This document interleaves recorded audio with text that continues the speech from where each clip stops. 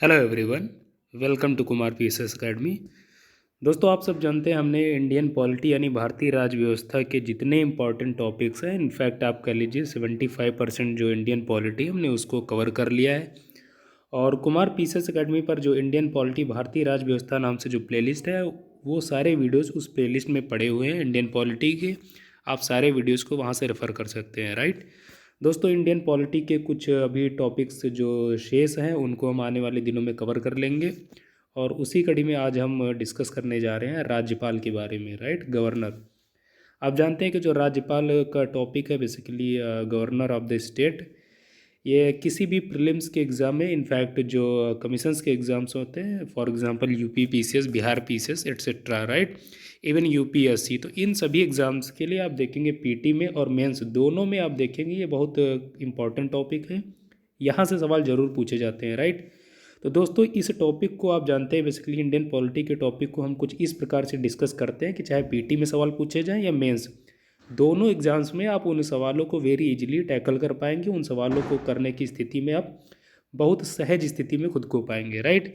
तो चलिए डिस्कस करते हैं और हम आगे चर्चा करेंगे इस टॉपिक को। तो सबसे पहले आप देख लीजिए हम क्या क्या डिस्कस करेंगे। आप एक ओवरव्यू ले लीजिए। हम कुछ बेसिक बातें देखेंगे जो पीटी के पॉइंट ऑफ व्यू से इम्पॉर्टेंट है। उसके बाद हम राज्यपाल की कुछ टेक्निकल बातों पे आएंगे, जैसे इसका अपॉइंटमेंट कैसे होता है, कौन करता है, इसकी क्वालिफ़िकेशंस क्या होती हैं, जो कुछ शर्तें होती हैं इस पद से रिलेटेड हम उनको चर्चा करेंगे। फिर जो टर्म ऑफ गवर्नर्स ऑफिस होता है उसको हम चर्चा करेंगे। गवर्नर की जो पावर होती है, इसका जो फंक्शंस होता है, हम वो सारी डिस्कस करेंगे। आप जानते हैं इसकी जो पावर होती हैं वो मेनली चार प्रकार की होती हैं। एग्जीक्यूटिव पावर्स होती हैं, राइट, लेजिस्लेटिव पावर्स होती है, इसके अतिरिक्त आप देखेंगे फाइनेंशियल पावर्स होती है और जुडिशियल पावर्स होती है, राइट। फिर लास्ट में हम इस टॉपिक से रिलेटेड कुछ इंपॉर्टेंट आर्टिकल्स डिस्कस करेंगे जो डेडिकेटेड होते हैं पीटी के लिए, राइट। पीटी में आप जानते हैं ये आर्टिकल्स पूछे जाते हैं मैचिंग के फॉर्मेट में या डायरेक्टली वन लाइनर में पूछ लिया जाता है, राइट। तो इस प्रकार कुछ हम इस टॉपिक को कवर करेंगे। तो चलिए हम सबसे पहले इसकी बेसिक बातों से शुरू करते हैं। This one. दोस्तों, आप जानते हैं कि जो आर्टिकल आपका 153 संविधान के अनुच्छेद 153 में बताया गया है कि there shall be an office for the governor, right. हर राज्य के में एक ऑफिस होगा, किसके लिए, जो डेडिकेटेड होगा गवर्नर के लिए, राज्यपाल के लिए। और इसके अतिरिक्त इसमें बताया गया है कि जो राज्य की एग्जीक्यूटिव होती है वो किससे मिलके बनती है। तो आपको मालूम होना चाहिए एकदम क्लियर कट, जो रिसेंट में जो बीपीएससी का एग्ज़ाम हुआ था और जो यूपी पेट का एग्ज़ाम हुआ था उसमें भी पूछा गया था कि जो स्टेट एग्जीक्यूटिव होती है उसमें कौन कौन शामिल होते हैं, राइट। तो आप ये ध्यान रखेंगे। तो स्टेट एग्जीक्यूटिव में आप जानते हैं सबसे पहले गवर्नर होता है और इसके अतिरिक्त जो चीफ मिनिस्टर भी होते हैं उसमें, राइट, काउंसिल ऑफ मिनिस्टर्स भी होते हैं और एडवोकेट जनरल। तो इन चार लोगों से, इन चार तत्वों से मिलके जो आपकी स्टेट एग्जीक्यूटिव बनती है, राइट, कौन कौन से, governor, chief minister and the council of ministers and finally advocate general of the state. ये आपको ध्यान रखना है, राइट। दोस्तों, आप जानते हैं कि जिस प्रकार से केंद्र के स्तर पर वाइस प्रेसिडेंट का जो कंसेप्ट है, आपको ये हमेशा दिमाग में रखना है कि राज्य के स्तर पे किसी भी प्रकार का वाइस गवर्नर का कंसेप्ट नहीं है। आपसे स्टेटमेंट में बोल दिया जाता है कि हर राज्य में एक वाइस गवर्नर होता है, तो ये गलत होगा, आप ध्यान रखेंगे। हाईलाइटेड है इसीलिए आप ध्यान रखेंगे कि there is no office of vice governor like that of vice president at the centre. केंद्र के स्तर पर होता है वाइस प्रेसिडेंट, लेकिन राज्य के स्तर पर आप देखेंगे कोई वाइस गवर्नर नहीं होता, आप ध्यान रखेंगे, राइट। जो गवर्नर होता है तो वो जो स्टेट की एग्जीक्यूटिव होती है वो उसका हेड होता है, चीफ होता है, आप ध्यान रखेंगे। राज्य का प्रमुख होता है, right, head of the state होता है। और इसके अतिरिक्त आप देखेंगे ये जो गवर्नर होता है ये केंद्र की तरफ से, राइट, ये एक एजेंट के रूप में भी काम करता है। तो इस प्रकार आप देखेंगे जो गवर्नर होता है इसके दो मेन फंक्शन हो जाते हैं, दो रोल हो जाते हैं। एक तो होता है राज्य के हेड के रूप में और दूसरा केंद्र के एजेंट के रूप में। एजेंट करने का सेंस ये है कि केंद्र के स्तर के जो कुछ काम होते हैं वो केंद्र सरकार जो राज्यपाल के माध्यम से स्टेट में उनको आप देखेंगे फंक्शन करवाती है, राइट, इन्फोर्स करवाती है, ये आप ध्यान रखेंगे। दोस्तों, आप जानते हैं कि हर राज्य में एक गवर्नर होता है, लेकिन जो आपका 7th कॉन्स्टिट्यूशनल अमेंडमेंट 1956 का था उसने ये व्यवस्था कर दी थी कि एक ही गवर्नर को दो राज्यों या दो से अधिक राज्यों का गवर्नर अपॉइंट किया जा सकता है, राइट। तो आपसे पूछा जाएगा कि ये किस संविधान संशोधन के द्वारा ये व्यवस्था की गई, तो आप बताएंगे seventh constitutional amendment act 1956, right, ये आप ध्यान रखेंगे। नेक्स्ट दोस्तों, ये इसकी गवर्नर से रिलेटेड कुछ बेसिक बातें थी, आप इनको ध्यान रखेंगे प्रीलिम्स के पॉइंट ऑफ व्यू से, और ओवरऑल आपको जो जब आप किसी टॉपिक के बारे में पढ़ते हैं तो उसकी जो बेसिक बातें होती हैं वो आपको मालूम होनी ही चाहिए, राइट, दिस वन। अब हम इसकी टेक्निकल पक्षों को टच करने का प्रयास करेंगे, राइट। तो दोस्तों सबसे पहले आप देख रहे हैं इसका जो अपॉइंटमेंट यानी जो गवर्नर का अपॉइंटमेंट कैसे होता है, ये आप देख लीजिए, दिस वन। तो आप जानते हैं कि जो गवर्नर होता है, राज्यपाल होता है, उसका अपॉइंटमेंट प्रेसिडेंट महोदय के द्वारा किया जाता है। एकदम क्लियर कट आपको मालूम होना चाहिए, इसी वजह से हमने डिफरेंट कलर से जॉट डाउन किया है, प्रेसिडेंट महोदय के द्वारा, right. According to Supreme Court यानी सुप्रीम कोर्ट की एक रूलिंग के अनुसार बेसिकली ये बताया गया कि the office of the governor is an independent constitutional office. जो राज्यपाल का जो ऑफिस होता है, जो पद होता है, वो एक संवैधानिक और स्वतंत्र एक पद है, राइट, आप ध्यान रखेंगे। इसलिए ये केंद्र सरकार के ना तो ये अधीन कोई सबॉर्डिनेट पद है, ना तो ये केंद्र सरकार के अंडर फंक्शन करते हैं। आपको ध्यान रखना है ये एक इंडिपेंडेंट कॉन्स्टिट्यूशनल ऑफिस है, राइट। ये जो लाइन है बहुत इंपॉर्टेंट है, इंडिपेंडेंट कॉन्स्टिट्यूशनल ऑफिस केंद्र सरकार के मातहत काम नहीं करता है। दोस्तों पहले हमने आपसे बताया कि एक एजेंट के रूप में कार्य जरूर करता है, लेकिन अगर आपसे बोला जाए कि केंद्र सरकार के मातहत काम करता है तो गलत है। केंद्र सरकार के अंडर नहीं होता है, ना तो उसके सबॉर्डिनेट होता है। क्यों? क्योंकि एक इंडिपेंडेंट कॉन्स्टिट्यूशनल ऑफिस है, ये माननीय सुप्रीम कोर्ट की रूलिंग में बताया गया है, राइट, ये आप ध्यान रखेंगे। और अपॉइंटमेंट इसका प्रेसिडेंट महोदय के द्वारा किया जाता है, आप ध्यान रखेंगे। अब हम बात करेंगे जो पद होता है यानी कि गवर्नर का जो पद होता है उस पद की क्वालिफिकेशंस क्या होती हैं। तो सबसे पहले दो बेसिक बातें आप देखेंगे क्वालिफिकेशन में आपको बताई जाती हैं, राइट, दिस वन। ये दोनों क्राइटेरिया फुलफिल अगर नहीं है तो फिर कोई व्यक्ति इस पद के लिए इनएलिजिबल होगा, राइट। तो कौन कौन सी क्राइटेरिया? सबसे पहले ही should B a citizen of India, वो भारत का नागरिक हो। दूसरा, उसकी जो आयु है वो 35 साल से कम नहीं होनी चाहिए, यानी उसने ये आयु प्राप्त कर ली हो। He should have completed the age of 35 years. ये दो जो क्राइटेरिया दोस्तों ये बेसिक बातें हैं, इतना तो होना ही चाहिए। लेकिन एक प्रथा चली आई है कई सालों से, इनफैक्ट कई डिकेड्स से।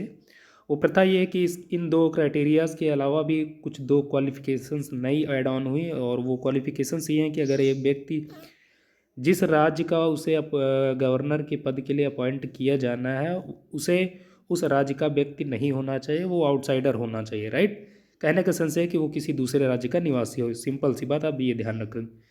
और ऐसा इसलिए ये प्रथा जो इसको इन्फोर्स किया गया क्योंकि आप देखेंगे अगर वो कोई व्यक्ति सेम राज्य का होता है तो फिर वो लोकल पॉलिटिक्स में वो इंटरेस्ट ज़्यादा रखता है, राइट। फिर आप देखेंगे जो चीफ मिनिस्टर होता है उससे कॉन्ट्राडिक्शंस ज़्यादा हो जाती है, इसी वजह से उसे आउटसाइडर होना चाहिए। आप देख सकते हैं he should be an outsider, that is he should not belong to the state where he is appointed, so that he is free from local politics. इसी वजह से ये किया गया क्योंकि वो लोकल पॉलिटिक्स से फ्री रहे, स्वतंत्र रहे, राइट। दूसरी ये है कि जब गवर्नर का अपॉइंटमेंट किया जाएगा तो जो प्रेसिडेंट महोदय होंगे वो कंसल्ट करेंगे किससे? राज्य के, जिस राज्य में उसे नियुक्त किया जाना उस राज्य के मुख्यमंत्री से।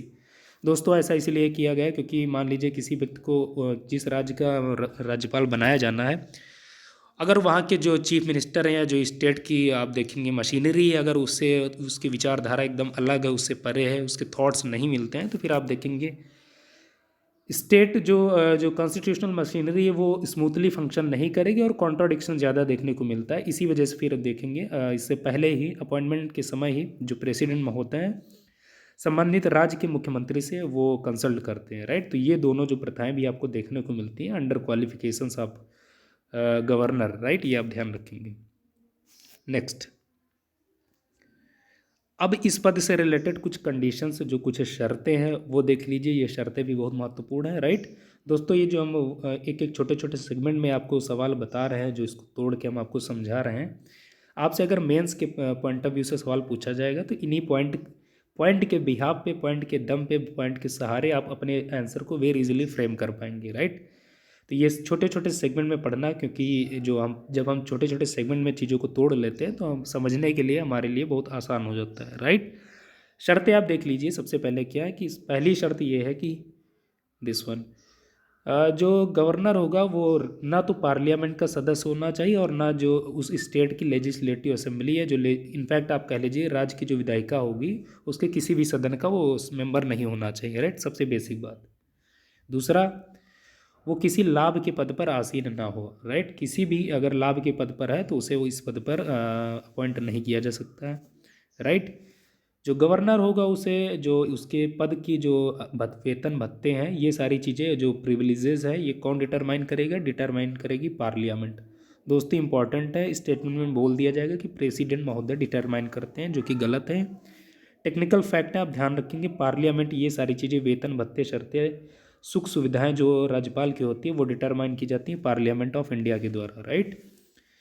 दूसरा आपको ध्यान रखना है कि जब एक व्यक्ति को किसी दो राज्यों का अपॉइंटमेंट किया जाता है गवर्नर के पद के लिए, राइट, तो फिर उसकी जो वेतन जो सैलरी होगी वो दोनों राज्यों के द्वारा या इनफैक्ट कह लें जितने भी राज्यों का उसे नियुक्त किया गया उन सारे स्टेट के द्वारा मिलके उन सैलरीज़ को आप देखेंगे शेयर किया जाएगा, राइट। और ये जो सैलरी डिस्ट्रीब्यूट करने का जो प्रोपोर्शन होगा ये डिसाइड किया जाएगा बाय द प्रेसिडेंट। राष्ट्रपति महोदय ये डिटरमाइन करेंगे कि किस प्रोपोर्शन में पार्टिकुलर स्टेट उसको जो है सैलरी प्रोवाइड करेगा, राइट। आप ध्यान रखेंगे दोस्तों। ऐसा इसलिए क्योंकि मान लीजिए एक व्यक्ति को दो राज्यों का राज्यपाल नियुक्त किया गया, फॉर एग्जांपल उत्तर प्रदेश और राजस्थान, राइट।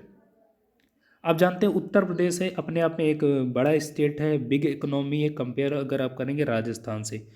तो जब इसकी सैलरी का शेयर की जाएगी दोनों स्टेट के द्वारा, तो इसमें जो आप ऑटोमेटिकली आप देखेंगे जो यूपी है इसका शेयर ज़्यादा होगा कंपेयरिंग टू राजस्थान, राइट। तो ये आप ध्यान रखेंगे।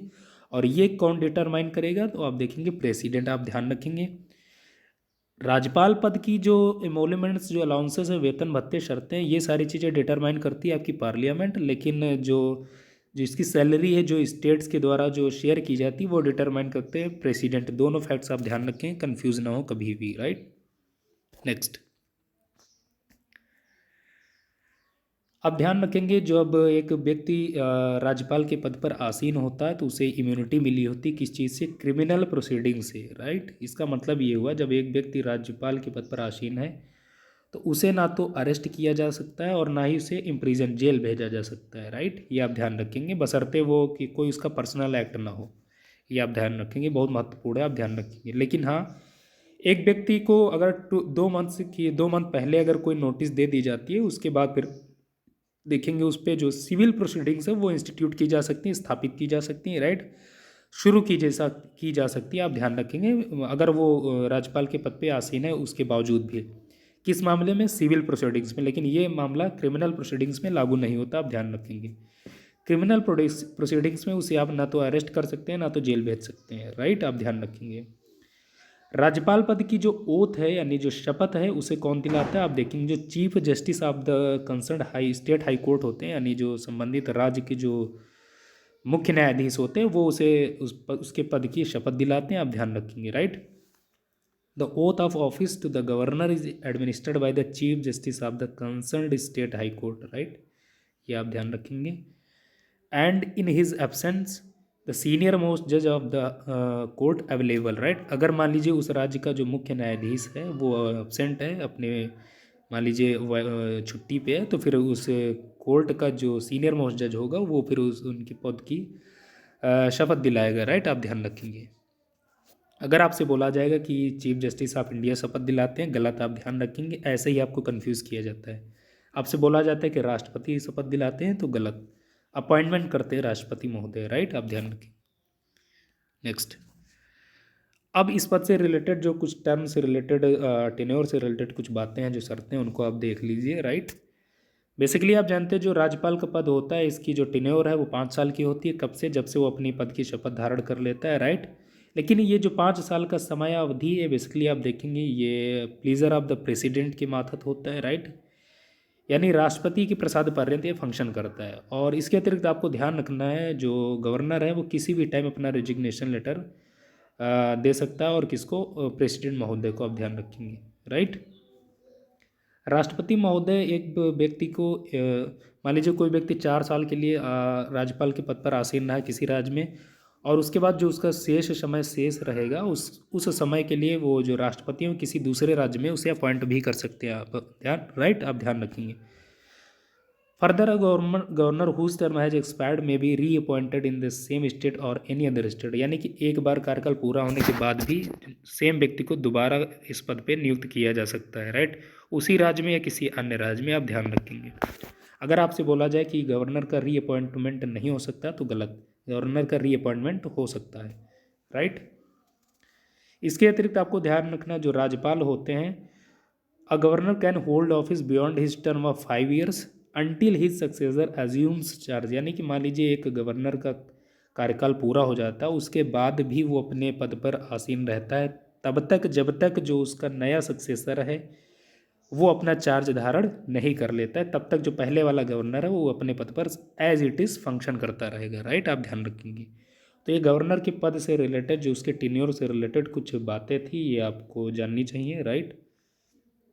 नेक्स्ट, अब गवर्नर के पद से रिलेटेड जो सबसे इम्पॉर्टेंट बातें आपको मालूम होनी चाहिए, दैट इज़ उससे रिलेटेड पावर एंड फंक्शन इसके क्या होते हैं, राइट। तो हमने जैसा कि आपसे पहले बताया कि इसकी 4 फंक्शंस 4 प्रकार की मेनली पावर्स होती हैं, हमने उनको 1 by 1 कैटेगराइज कर दिया है। तो सबसे पहले हम डिस्कस करेंगे executive powers, right, this one executive. Executive powers में आप देख रहे हैं basically all executive actions of the government of state are formally taken in his name, यानी राज्य के जितने भी काम होते हैं, जो पॉलिसीज होती हैं वो किसके नाम से होती हैं, तो राज्यपाल के नाम से होती है, राइट, आप ध्यान रखेंगे। स्टेट के जितने भी महत्वपूर्ण अधिकारी होते हैं जो आप देखेंगे जो न्यायिक पद होते हैं या इनफैक्ट जो संवैधानिक पद होते हैं उन सभी का अपॉइंटमेंट कौन करता है, राज्यपाल करते हैं, right. He appoint the chief minister and other minister, राज्य की जो मशीनरी होती है उसमें आप देखेंगे उसकी जो मुख्यमंत्री होते हैं उनका अपॉइंटमेंट राज्यपाल करते हैं, इसके अतिरिक्त जितने भी दूसरे मंत्री हैं उनका अपॉइंटमेंट भी राज्यपाल करते हैं, राइट। और ये जितने भी मिनिस्टर्स होते हैं they also hold office during his pleaser, वो राज्यपाल के ही प्रसाद पर्यंत काम करते हैं, ये आपको ध्यान रखना है, राइट। राज्य का जो आप देखेंगे महाधिवक्ता होता है एडवोकेट जनरल ऑफ स्टेट, उसकी भी नियुक्ति कौन करता है, तो राज्यपाल करते हैं, एंड डिटरमाइंस हिज रिम्यूनरेशन। आप जानते हैं कि जिस प्रकार केंद्र के स्तर पर अटॉर्नी जनरल होता है उसी प्रकार राज्य के स्तर पर एडवोकेट जनरल ऑफ स्टेट होता है, राइट। आप जानते हैं जो दोनों पद हैं चाहे अटॉर्नी जनरल हो या एडवोकेट जनरल ऑफ स्टेट है, इनको सैलरी नहीं प्रोवाइड की जाती, इनको क्या मिलता है, तो इनको रिम्यूनरेशन मिलता है, क्या मिलता है, पारितोषिक मिलता है अपने काम के लिए, राइट। तो ये जो पारितोषिक है कौन डिटरमाइन करेगा, राज्य advocate general for the state के लिए ये डिटरमाइन करते हैं जो आपके राज्यपाल होते हैं वो, राइट। और अगेन आप जानते हैं कि जो एडवोकेट जनरल ऑफ स्टेट होता है वो किसके प्रसाद पर्यंत काम करता है, तो governor, he holds office during the pleasure of the governor, ये आप ध्यान रखेंगे, दिस वन, राइट। इसके अतिरिक्त फ्रेंड्स आप जानते हैं जो गवर्नर होता है तो स्टेट की जितनी भी यूनिवर्सिटीज़ होती हैं उनका वो चांसलर भी होता है बाय डिफ़ॉल्ट, ये, राइट। इसके अतिरिक्त जो इस यूनिवर्सिटीज़ के जो वाइस चांसलर होते हैं उनका अपॉइंटमेंट भी कौन करते हैं, तो राज्यपाल महोदय ही करते हैं, राइट, आप ध्यान रखेंगे। तो ये आपको याद रखना, स्टेट की जितने भी यूनिवर्सिटीज़ होंगी उनका बाय डिफ़ॉल्ट चांसलर आपको मालूम होना चाहिए कौन होता है, तो गवर्नर होते हैं। जिस प्रकार केंद्र के स्तर पर जो केंद्र की यूनिवर्सिटीज़ होती हैं भारत में उनके चांसलर कौन होते हैं, तो आप देखेंगे by default president of India, right, ये आप ध्यान रखेंगे। नेक्स्ट, अब हम बात करेंगे लेजिस्लेटिव पावर्स यानी विधायी शक्तियाँ जो होती हैं, ये दिस वन।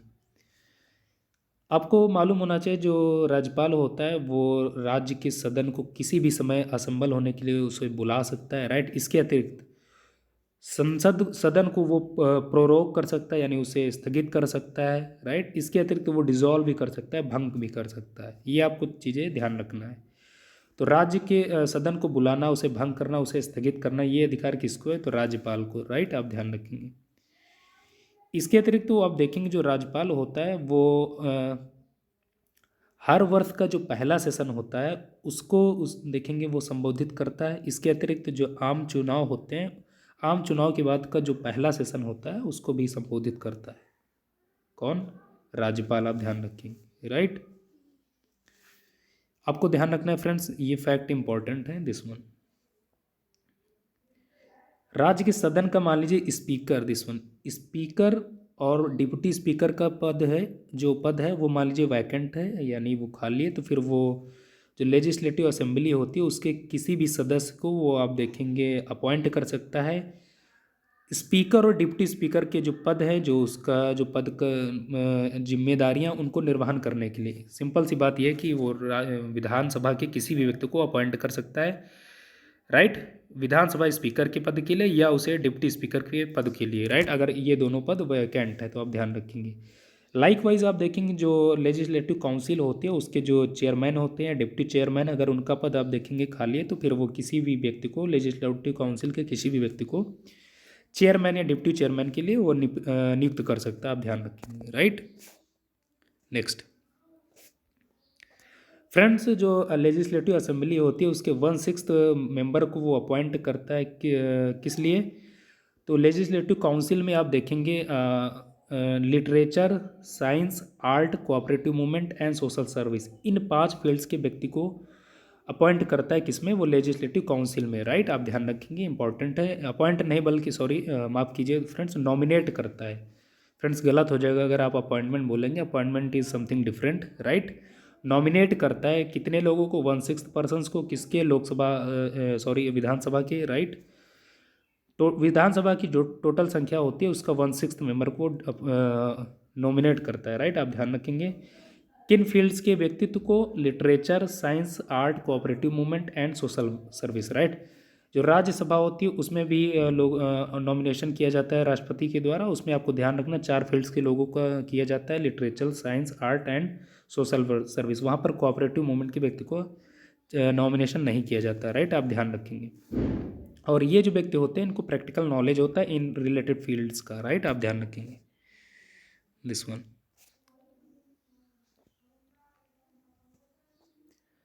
अब आपको मालूम होना चाहिए जो राज्यपाल होते हैं, मान लीजिए कोई बिल है वो उनके पास भेजा जाता है, राइट, तो वो क्या कर सकते हैं, उनके पास कौन कौन सी पावर्स हैं, राइट, ये आप देख सकते हैं। तो जब ये राज्यपाल के पास कोई बिल भेजा जाता है, अगर मान लीजिए जो विधानसभा के द्वारा वो पास कर दिया जाता है सदन के द्वारा, उसके बाद फिर आप देखेंगे जो राज्यपाल होते हैं उस बिल पर अपनी सहमति दे सकते हैं, give his assent to the bill, right. वो अपनी सहमति रोक सकते हैं यानी सहमति नहीं दे सकते, और ये जो पावर है वो किसी भी अनलिमिटेड किसी भी समय तक रोक सकते हैं, राइट, अपनी सहमति को। दूसरा, ही रिटर्न टू द बिल, वो उस बिल को वापस कर सकते हैं किसको, सदन को, किस लिए, रिकंसिडरेशन के लिए, पुनः विचार के लिए, राइट, आप ध्यान रखेंगे। लेकिन आपको ध्यान रखना है कि जब एक बार सदन फिर से उस बिल पर अपनी सदन के पास भेजा जाता है तो फिर उसके बाद अगर वो सदन उस पर अपनी सहमति देता है या नहीं देता है, यानी कि आप ध्यान रखेंगे विद अमेंडमेंट्स या विदाउट अमेंडमेंट्स, दोनों भी कंडीशन में अगर उसके बाद गवर्नर के पास वो बिल आता है तो फिर उसके बाद उनको जो है उस पर अपनी असेंट सहमति देनी ही पड़ती है, right. The governor has to, आप देख रहे हैं यहाँ पर लिखा है has to, the governor has to give his assent to the bill, उसके बाद उनको अपनी सहमति देनी ही पड़ती है, राइट। दोस्तों आप ध्यान रखेंगे जो गवर्नर होते हैं, जो सदन के जो आप देखेंगे जो आप कह सकते हैं कि जो विधायक होते हैं उनकी जो डिसक्वालिफिकेशन से रिलेटेड वो जो चीज़ें वो डिसाइड करते हैं किसके कंसल्टेशन से, इलेक्शन कमीशन यानी निर्वाचन आयोग की सलाह से। आप देखेंगे जो राज्यपाल हैं वो विधायक की डिसक्वालिफिकेशंस के बारे में वो डिटरमाइन करते हैं, राइट, आप ध्यान रखेंगे। नेक्स्ट दोस्तों, ये आप देख रहे हैं बेसिकली जो राज्यपाल होते हैं वो बिल को आप देखेंगे प्रेसिडेंट के कंसिडरेशन के लिए रिजर्व भी कर सकते हैं, राइट, यानी कि राज्यपाल के विचार के लिए वो उसको रिजर्व भी कर सकते हैं, राइट, आप ध्यान रखेंगे। दोस्तों राज्यपाल की सबसे इंपॉर्टेंट जो लेजिस्लेटिव पावर है दैट इज़ दिस वन, सबसे इंपॉर्टेंट पावर है, आप ध्यान रखेंगे। राज्यपाल किसी भी समय आप देखेंगे जब एक सदन मान लीजिए सदन नहीं बैठा है तो वो किसी भी समय आप देखेंगे सदन को बुला सकते हैं, यानी जिसे आप कहते हैं अध्यादेश की शक्ति, ये राज्यपाल की सबसे विशेष पावर है, legislative power, right, that is he can promulgate ordinance when the state legislator is not in session. राज्य का जो सदन है वो सेशन में अगर नहीं है तो वो किसी भी समय आप देखेंगे ऑर्डिनेंस के माध्यम से उसे बुला सकते हैं। और ये जो ऑर्डिनेंस होता है, अध्यादेश होता है, वो राज्य की जो स्टेट लेजिस्लेचर होती है उसके द्वारा जब वो असेंबल होती है तो उसके बाद जस्ट देखेंगे 6 वीक्स के अंदर उसे अप्रूव करना होता है, राइट, सदन के द्वारा। इसके अतिरिक्त जो राज्यपाल होते हैं वो किसी भी समय इस ऑर्डिनेंस को वापस ले सकते हैं, he can also withdraw an appointment ordinance any time, right, आप ध्यान रखेंगे दिस वन। और जैसा कि हमने पहले बताया कि ये जो राज्यपाल है ये उनकी सबसे महत्वपूर्ण पावर है, लेजिस्लेटिव पावर, और ये किस आर्टिकल में बताया गया तो 213, राइट, संविधान के अनुच्छेद 213 में। दोस्तों जो लेजिस्लेटिव पावर्स के तहत आप देखेंगे जो राज्यपाल होते हैं वो राज्य के जितने भी महत्वपूर्ण जो पद होते हैं, जो कमीशन बॉडीज़ होती हैं, कॉन्स्टिट्यूशनल बॉडीज़ होती हैं, उनके द्वारा जो रिपोर्ट्स पब्लिश की जाती है उनको वो सदन में प्रस्तुत करते हैं। कौन? राज्यपाल। फॉर एग्जांपल राज्य वित्त आयोग की जो रिपोर्ट होती है, राज्य जो लोक सेवा आयोग होता है उसकी जो एनुअल रिपोर्ट होती है, CAG की जो रिपोर्ट होती है, राइट, इन सभी रिपोर्ट्स को कौन सदन में प्रस्तुत करता है तो राज्यपाल प्रस्तुत करते हैं, राइट, आप ध्यान रखेंगे। नेक्स्ट, अब हम बात करेंगे कुछ इसकी फिनेंशियल पावर्स की, राइट, वित्तीय शक्तियों के बारे में। दिस वन,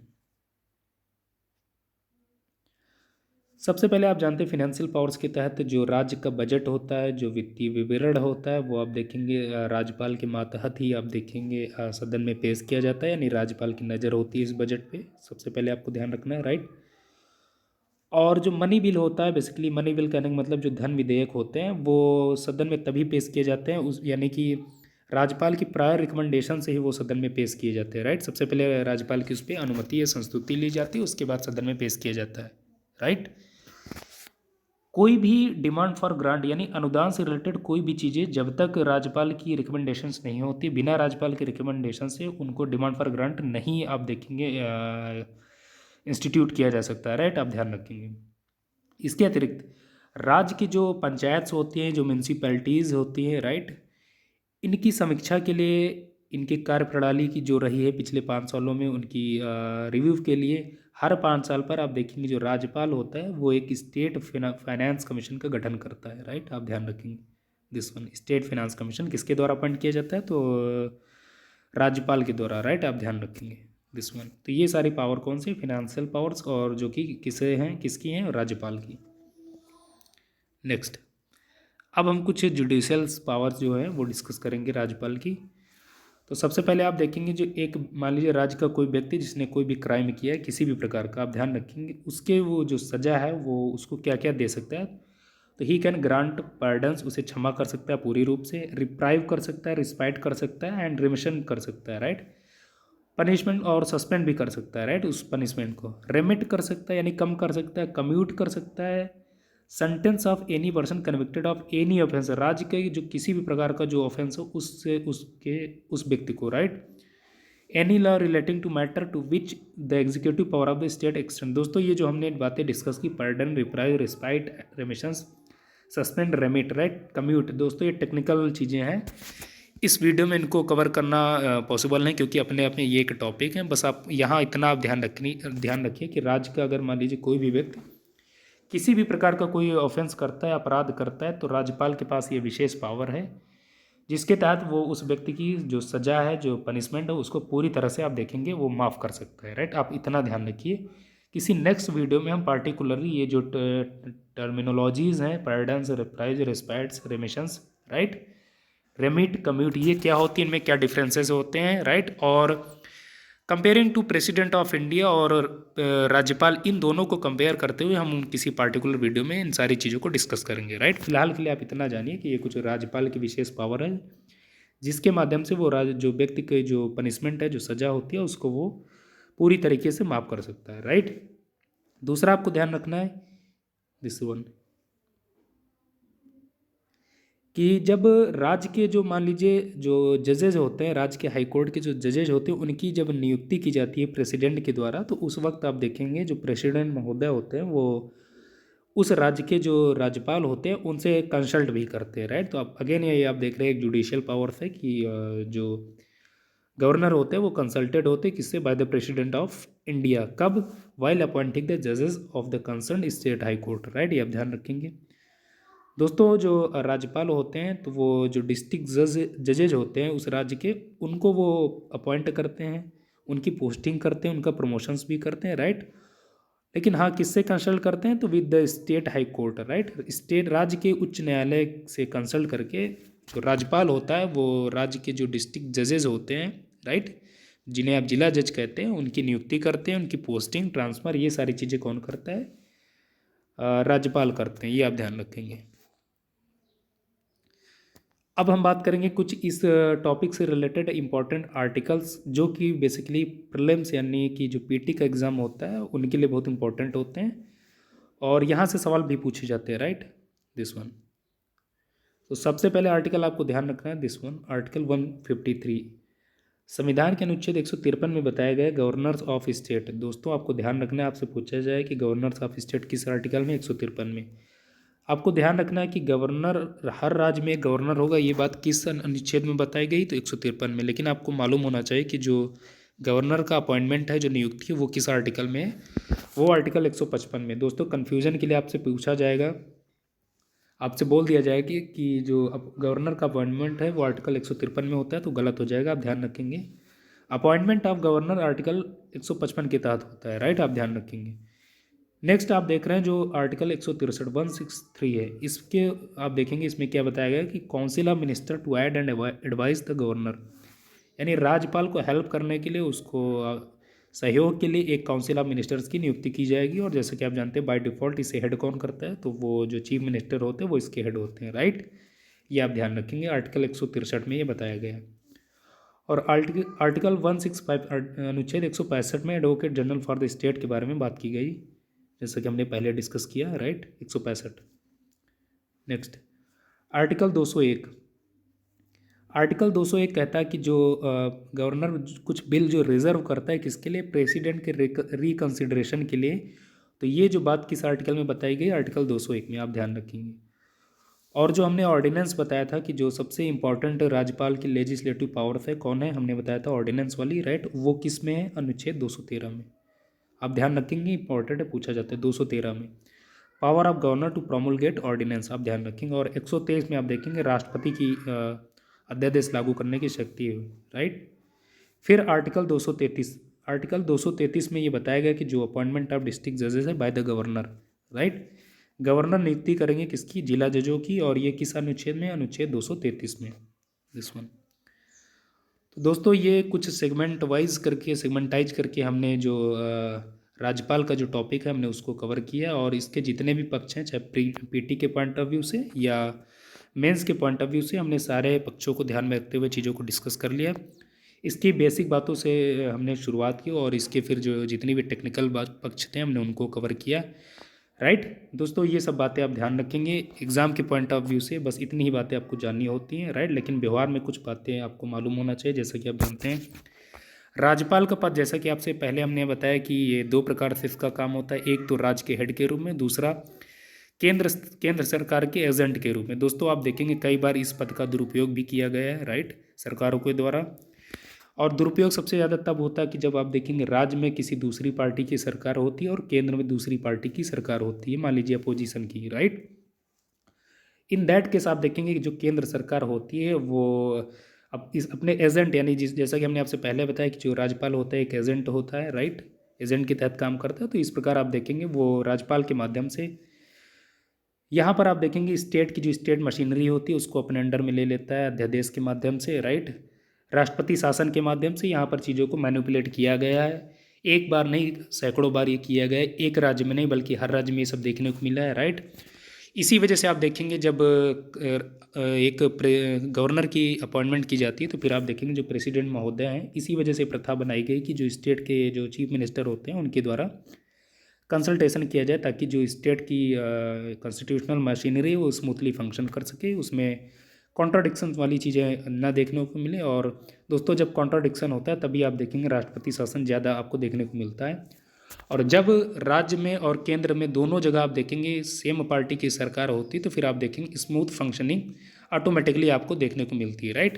तो इसी वजह से ये सारी चीज़ें आपको देखने को मिलती हैं। और बेसिकली आप जानते हैं जिस प्रकार से एक राष्ट्रपति और एक प्रकार से आप देखें केवल फॉर्मली एक औपचारिक रूप से प्रधान होता है, उसी प्रकार राज्य में भी देखेंगे जो राज्यपाल होता है वो भी एक औपचारिक रूप से प्रधान होता है। जो मुख्य प्रधान होता है वो आप जानते हैं जैसा कि केंद्र के स्तर पर प्रधानमंत्री होता है, उसी प्रकार राज्य के स्तर पर मुख्यमंत्री भी होता है। लेकिन हाँ कुछ बातें हैं, कुछ एरियाज़ ऐसे भी होते हैं जहाँ पर राज्यपाल को खुद से डिसीजन लेना होता है, इसीलिए सुप्रीम कोर्ट ने भी ये बताया कि जो राज्यपाल का पद है एक इंडिपेंडेंट कॉन्स्टिट्यूशनल एक पद है।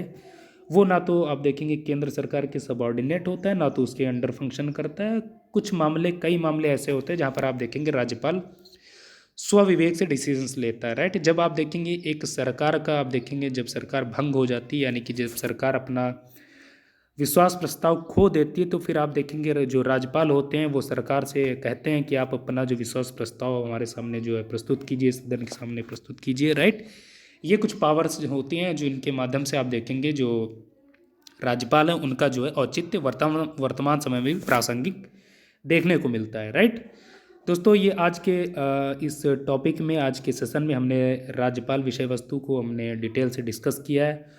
और मेरा ऐसा मानना है कि प्रीलिम्स के पॉइंट ऑफ व्यू से, मेंस के पॉइंट ऑफ व्यू से, इनफैक्ट अगर आप किसी से कुछ बातें भी करना चाहें इस टॉपिक पे, अगर आप इतनी बातें जानते, जितनी बातें हमने आपके साथ साझा की, तो फिर आप अपने आप को बहुत सहज पाएंगे। फिर सामने वाला व्यक्ति चाहे जो, आप उससे वेरी कंफर्टेबली आप उससे बात कर पाएंगे, अपने विचारों को रख पाएंगे और तार्किक रूप में अपने विचारों को रख पाएंगे। इसके अतिरिक्त तार्किक रूप से आप सामने वाले के विचारों को आप खंडित भी कर पाएंगे, राइट।